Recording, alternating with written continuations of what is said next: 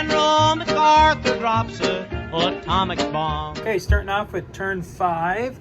The U.S. European forces are buying 5 infantry divisions, 2 airborne divisions, and 2 more tank divisions. NATO is buying 3 destroyers, 5 armored divisions, 2 airborne divisions, and an infantry. In the Pacific, SATO is buying 3 more infantry, a tech die, an airborne division, and a transport aircraft. And the U.S. Pacific forces are buying 2 tanks, a jet, a marine division, and an armor division. So we'll quickly go through and do the sorry, this is not a tech roll, this is a diplomacy roll. SATO is once again going to attempt a roll on they're going to attempt a roll on India. Or actually, no, scratch that. We're going to attempt a roll here in Borneo, right? No, it was India. It was India, my bad. And that was a fail. And then the U.S. is going to go for a tech roll, and they were going to go for, I believe they were going for the heavy tanks this time. And they succeeded. So America has unlocked the heavy tanks. So what the heavy tank is, so the heavy tank unit will be represented by a heavy tank marker. Heavy tanks are worth 9, but they hit on a 4, defend on a 4. They can move 2 through friendly territories, but they cannot blitz, so they can only attack into 1 enemy territory. Another rule with heavy tanks is when they're being transported by sea, the transport can only take the heavy tank. It cannot take an infantry to accompany it. So we will move on, set up the attacks, and we'll go from there. Okay, so combat this turn. The Allies are going to attempt to clear the English Channel of the Soviet Navy there.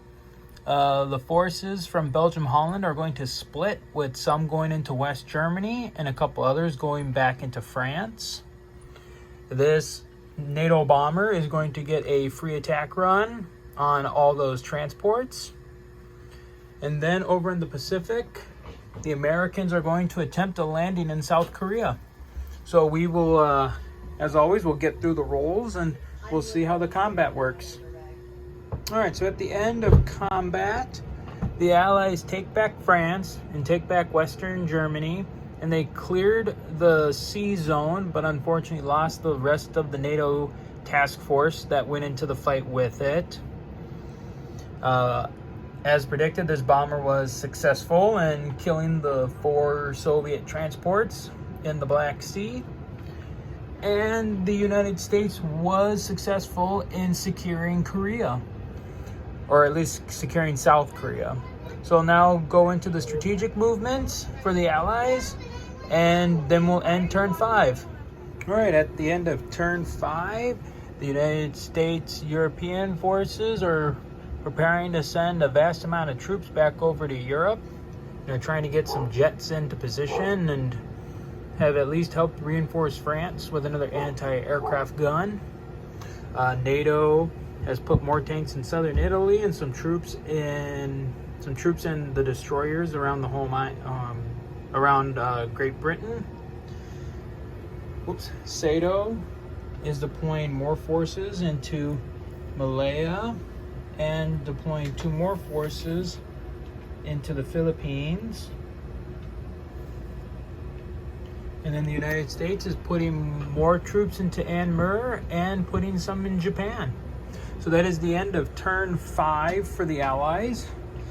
I mean, everything's looking pretty clear and stalemated at this point, but I still have to say this might still end up being a communist victory.